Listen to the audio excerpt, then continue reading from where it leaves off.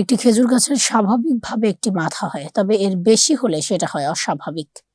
এমনই একটি গাছের সন্ধান মিলেছে ঝিনাইদহের কোটচাঁদপুর উপজেলার কোষনা ইউনিয়নের বহরমপুর গ্রামের মাঠে। তরিকুল ইসলামের প্রতিবেদনে একটি ডেস্ক রিপোর্ট।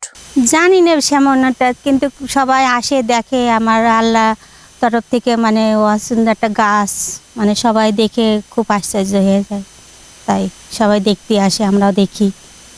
মানে প্রথম যখন শুনেছিলাম তখন তো খুব অবাক লাগতো যে খেজুর গাছ অতগুলো মাথা আল্লাহ কীভাবে সৃষ্টিকর্তা মনে করেছেন।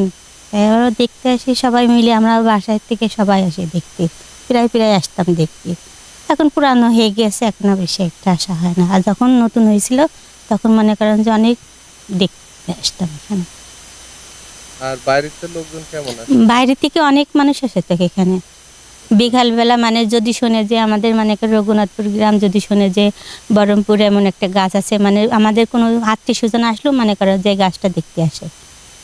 যদি শোনে যে এরকম হয়েছে, সবাই মানে আশ্চর্য হয়ে যায়, দেখলে খুব আশ্চর্য হয়ে যায়। আসে তারপর বলো চলো দেখে আসি, তো এখানে আমরা আসি দেখাতে তাদেরও। জি, দেখে মানে অনেক ইয়ে করে যে কি একটা আশ্চর্য জিনিস আল্লাহ কিনা করতে পারে। এই গাছ কাটতে কাটতে ওনার মাথা হয়েছে, হওয়ার পরে ঝাপসা হয়ে গিয়েছে। ঝাপসা হওয়ার পরে ওখানে জাতি একটা ভয় করতো। তারপরে আস্তে আস্তে মানুষজন ঠিক পেয়ে গেল যে কথায় 22 মাথা হয়েছে, আগে দেখতে আসে।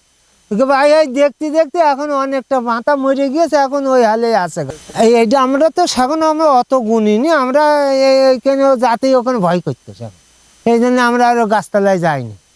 এই জন্য আমরা যাই না। মানুষ যখন যেতে সেখন আমরা আস্তে আস্তে সেখানে আমরা করলাম যে এই দেখি দিন, তা যে ওই দেখি যে সত্যি আল্লাহ এমন একটা জিনিস তৈরি করে দিয়েছে। বহুত মানুষ আসে দেখতে এখানে, আবার ইয়েও দেয়, বাতাসাও দেয় এখানে মহিলারা। হ্যাঁ, মান্নাত টান্নাত দেয়, আমরা এসে আমরা খাই ক্ষীর। হ্যাঁ, ওসবও দিয়েছে আগে, এখনই একটু কম হয়ে গিয়েছে।